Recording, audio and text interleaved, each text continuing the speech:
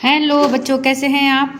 आज हम कक्षा 7 विषय हमारे अतीत सेकंड इतिहास सामाजिक विज्ञान एसएसटी के अध्याय 7 जिसका नाम है क्षेत्रीय संस्कृतियों का निर्माण। तो इस पाठ के हम सभी प्रश्न उत्तरों को देखने वाले हैं। पाठगत प्रश्न। प्रश्न 1, पता लगाएं कि पिछले 10 सालों में कितने नए राज्य बनाए गए हैं। क्या इनमें से प्रत्येक राज्य एक अलग क्षेत्र है। उत्तर है पिछले 10 सालों में, यानी कि 2010 से 2024 तक में एक नया राज्य तेलंगाना 2014 में बनाया गया है तथा 2019 में एक पूर्ण राज्य जम्मू एवं कश्मीर को समाप्त करके उसे 2 केंद्र शासित प्रदेशों में, यानी कि एक है जम्मू एवं कश्मीर तथा दूसरा है लद्दाख में परिवर्तित किया गया है। हाँ, इनमें से प्रत्येक राज्य का अपना एक अलग क्षेत्र है। प्रश्न 1, पता लगाएं कि आपके घर में आप जो भाषा या भाषाएं बोलते हैं उनके लेखन में सर्वप्रथम कब प्रयोग हुआ होगा। तो उत्तर है संभवतः 9वीं शताब्दी में इनका प्रयोग हुआ होगा, यानी कि लेखन में उनका प्रयोग सबसे पहले 9वीं शताब्दी में हुआ होगा। प्रश्न 1, पता लगाएं कि क्या आपके नगर या गांव में शूरवीरों या फिर वीरांगनाओं की परंपरा रही है। यदि हाँ, तो ये परंपराएं राजपूतों के वीरतापूर्ण आदर्शों से कितनी समान या भिन्न है। तो उत्तर है हमारे नगर या गांव में राजपूतों की ही परंपराएं रही हैं, यानी कि जैसे राजपूतों के यहाँ परंपराएं होती थी वैसी ही हमारे गांव या नगर में भी वैसी ही परंपराएं रही हैं। प्रश्न 1, इनमें से किसी एक नृत्य के बारे में अधिक जानकारी प्राप्त करें। जैसे भरतनाट्यम ये तमिलनाडु का है, कथकली ये केरल का है, ओडिसी उड़ीसा का है, कुचिपुड़ी आंध्र प्रदेश का है और मणिपुरी मणिपुर का है। तो इनमें से किसी एक के बारे में हमें अधिक जानकारी प्राप्त करनी है। तो उत्तर है कि प्रश्न में दिए गए सारे नृत्यों के अलग अलग रूप हैं, इनके भिन्न भिन्न राज्यों के अपने अलग अलग नृत्य हैं। तो इसमें से देखिए किसी एक नृत्य के बारे में हमें जानकारी जुटानी है, तो हमने मणिपुरी नृत्य के बारे में यहाँ पर बताया है। तो इसे जगोई के नाम से जाना जाता है। यह विशेष रूप से इसके हिंदू रूप के लिए जाना जाता है। मणिपुरी नृत्य में सामान्यतः राधा कृष्ण की प्रेम कहानी को दर्शाया जाता है। इसके अतिरिक्त यह नृत्य शैववाद और शाक्तवाद के विषयों पर भी किया जाता है। प्रश्न 1, आपके विचार से द्वितीय श्रेणी की कृतियां लिखित रूप में क्यों नहीं रखी जाती थी। उत्तर है द्वितीय श्रेणी की कृतियां मौखिक रूप से कहीं सुनी जाती थी और हमारे विचार से वे मौखिक रूप में ही निरस्त कर दी जाती थी। उनकी तिथि प्रमाणित नहीं की जा सकती थी, इसीलिए उन्हें लिखित रूप में नहीं रखा जाता था। प्रश्न 1 है, यहाँ दिए गए मंदिर की तुलना अध्याय 2 में दिए गए मंदिर से करें। अध्याय 2 में बाईं ओर दर्शाया गया मंदिर त्रिकोणीय आकृति का है। तो देखिए बाईं ओर यह मंदिर दिखाया गया है। यह अध्याय 2 में दिखाया गया मंदिर है, जिसमें क्या होता है कि मंदिर की आकृति कैसी है, त्रिकोणीय है, जिसकी बाहरी दीवार पर अनेक देवी देवताओं की मूर्तियां दर्शाई गई हैं। जबकि यहाँ दाईं ओर जो मंदिर दिखाया गया है उसमें बड़े गुंबद के ऊपर एक बड़ा शिखर है। और यहाँ पर देखिए ये दाईं ओर का जो मंदिर है इसमें एक बड़े गुंबद के ऊपर, यहाँ ये गुंबद है, इस गुंबद के ऊपर एक बड़ा सा शिखर होता है। तो इस तरह से ये इन मंदिरों में भिन्नता है। कल्पना कीजिए। प्रश्न 1, आप एक राजपूत राजकुमार हैं। आप अपनी कहानी किस प्रकार से सुनाना पसंद करेंगे। उत्तर है कि यदि मैं एक राजपूत राजकुमार हूँ तो मैं अपनी कहानी एक नायक के रूप में सुनाना पसंद करूँगा। मैं उस कहानी में अपनी दया, दानशीलता, शूरवीरता, उदारता, मित्रता, प्रेम, शौर्य, क्रोध आदि प्रबल संवेगों का चित्रण करना पसंद करूँगा। फिर से याद करें। प्रश्न 1, निम्नलिखित में मेल बिठाइए। तो यहाँ पर देखिए कुछ शब्द बाईं तरफ दिए हैं और उनका मेल हमें जो दाईं तरफ दिए हुए शब्दों के साथ में बैठाना है। तो आइए इन्हें उत्तर के साथ में देखते हैं। अनंत वर्मन, तो ये उड़ीसा है। जगन्नाथ पुरी। महोदयपुरम, ये केरल में है। लीला तिलकम केरल में है। मंगल काव्य, ये बंगाल में है। और लघु चित्र, ये कांगड़ा। तो इस तरह से ये इनका आपस में उचित मेल है। प्रश्न 2, मणि प्रवालम क्या है? इस भाषा में लिखी पुस्तक का नाम बताएं। उत्तर है मणि प्रवालम एक भाषा है।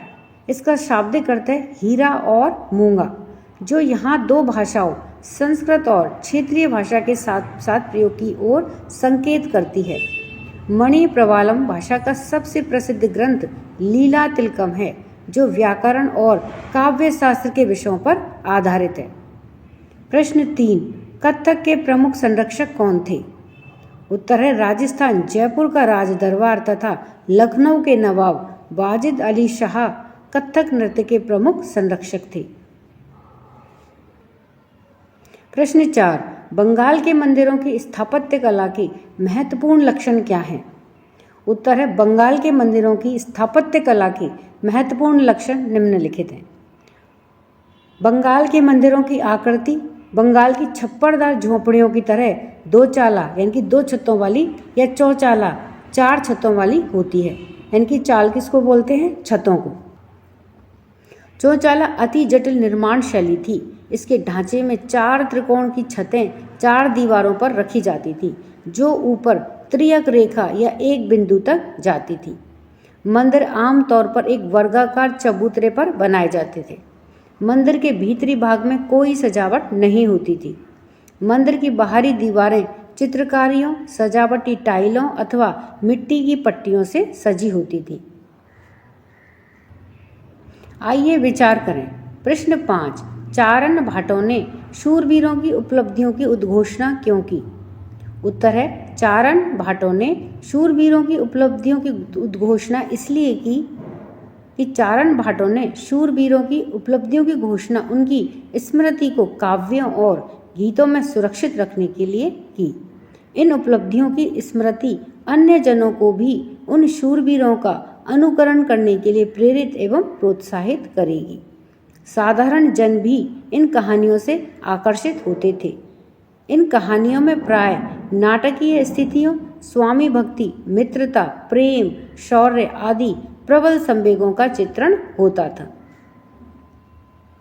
प्रश्न 6, हम जनसाधारण की तुलना में शासकों के सांस्कृतिक रीति रिवाजों के बारे में बहुत अधिक क्यों जानते हैं? उत्तर है हम जनसाधारण की तुलना में शासकों के सांस्कृतिक रीति रिवाजों के बारे में अधिक इसलिए जानते हैं क्योंकि नंबर 1, उनके काम महलों में संरक्षित थे। नंबर 2, शासक धनी और शक्ति संपन्न थे, अतः वे अपनी उपलब्धियों को प्रशिक्षित व्यक्तियों को नियुक्त करके कविता व कहानियों में संरक्षित करवाने में समर्थ होते थे, जबकि जनसाधारण लोग अपनी उपलब्धियों को संरक्षित नहीं कर पाते थे। नंबर 3, शासकों की उपलब्धियां कविता, वीरता, शौर्य, प्रेम, मित्रता आदि के रूप में होती थी, जबकि जनसाधारण के सांस्कृतिक रीति रिवाज जीवन यापन के रूप में ही होते थे। इसलिए शासकों के द्वारा निर्मित कराए गए धार्मिक स्मारकों, चारण भाटों के द्वारा लिखी रचनाओं तथा शासकों के द्वारा लगाए गए अभिलेखों से हमें शासकों के ही सांस्कृतिक रीति रिवाजों की जानकारी अधिक मिलती है। जनसाधारण के सांस्कृतिक रीति रिवाजों की जानकारी कम मिलती है। प्रश्न 7, विजेताओं ने पुरी स्थित जगन्नाथ मंदिर पर नियंत्रण प्राप्त करने के प्रयत्न क्यों किए? उत्तर है कि विजेताओं ने जनता में पुरी स्थित जगन्नाथ मंदिर के महत्व को समझते हुए जगन्नाथ मंदिर पर नियंत्रण प्राप्त करने के प्रयत्न किए, क्योंकि वे सब यह महसूस करते थे कि मंदिर पर नियंत्रण प्राप्त करने से स्थानीय जनता में उनका नियंत्रण स्वीकार्य हो जाएगा। अर्थात मंदिर पर नियंत्रण करने से वे जनता को भी नियंत्रण में ले लेंगे।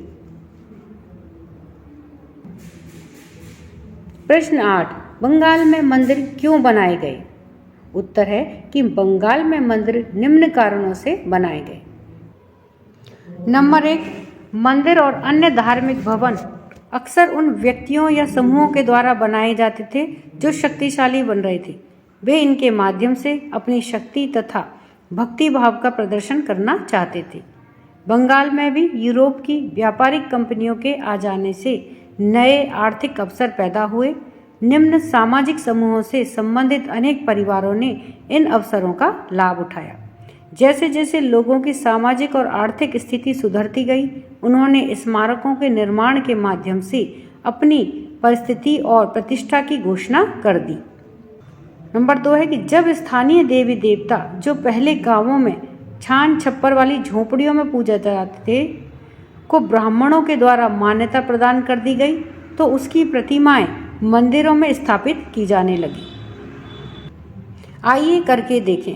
प्रश्न 9, भवनों, प्रदर्शन, कलाओं, चित्रकला के विशेष संदर्भ में अपने क्षेत्र की संस्कृति के सर्वाधिक महत्वपूर्ण लक्षणों या विशेषताओं का वर्णन करें।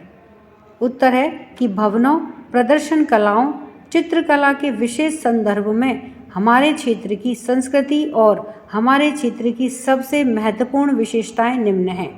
हिंदू संस्कृति, देवी देवताओं की पूजा, साल भर कई त्योहारों का उत्सव, विशाल और भव्य मंदिर, भजन और कीर्तन, देवी देवताओं की पेंटिंग इत्यादि। प्रश्न 10, क्या आप बोलने यानी कि कै, पढ़ने ख और लिखने गै के लिए भिन्न भिन्न भाषाओं का प्रयोग करते हैं? इनमें से किसी एक भाषा की किसी प्रमुख रचना के बारे में पता लगाएं और चर्चा करें कि आप इसे रोचक क्यों पाते हैं। उत्तर है हाँ, अक्सर हम बोलने के लिए हिंदी का उपयोग करते हैं। कॉलेज में पढ़ाई के दौरान पढ़ने और लिखने के लिए अंग्रेजी भाषा का उपयोग करते हैं। किसी विदेशी नागरिक से बात करते समय उसकी भाषा में बात कर लेते हैं। हिंदी भाषा में बहुत सी रचनाएं हैं, जिनमें से एक रचना है शिव मंगल सिंह सुमन के द्वारा रचित कविता हम पंक्षी उन्मुक्त गगन के। यह रचना हमें इसलिए अच्छी लगती है क्योंकि इसमें पक्षियों के माध्यम से आज़ादी को श्रेष्ठ बताया गया है। प्रश्न 11, उत्तरी, पश्चिमी, दक्षिणी, पूर्वी और मध्य भारत से एक एक राज्य को चुनें। इनमें से प्रत्येक के बारे में उनके भोजनों की सूची बनाएं जो आमतौर पर सभी के द्वारा खाए जाते हैं। आप उनमें से कोई अंतर या समानताएं पाएं तो उन पर प्रकाश डालें। तो देखिए, एक तरफ हमने राज्य लिखे हैं और दूसरी तरफ वहाँ पर खाई जाने वाली खाद्य पदार्थों की सूची। तो राज्यों में सबसे पहले है पंजाब, और यह हमारे भारत के नक्शे में कहाँ पर स्थित है? उत्तर दिशा में।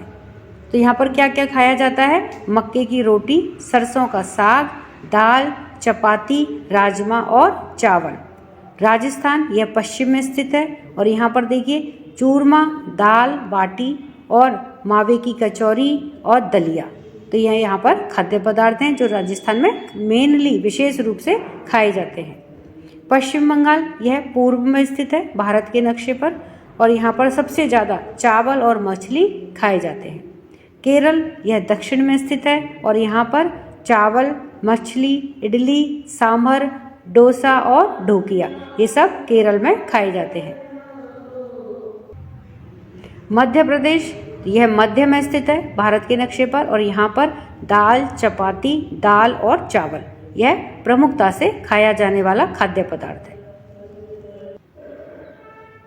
प्रश्न 12, इनमें से प्रत्येक क्षेत्र से 5-5 राज्यों की एक एक अन्य सूची बनाएं और यह बताएं कि प्रत्येक राज्य में महिलाओं तथा पुरुषों के द्वारा आम तौर पर कौन से कपड़े पहने जाते हैं। अपने निष्कर्षों पर चर्चा करें।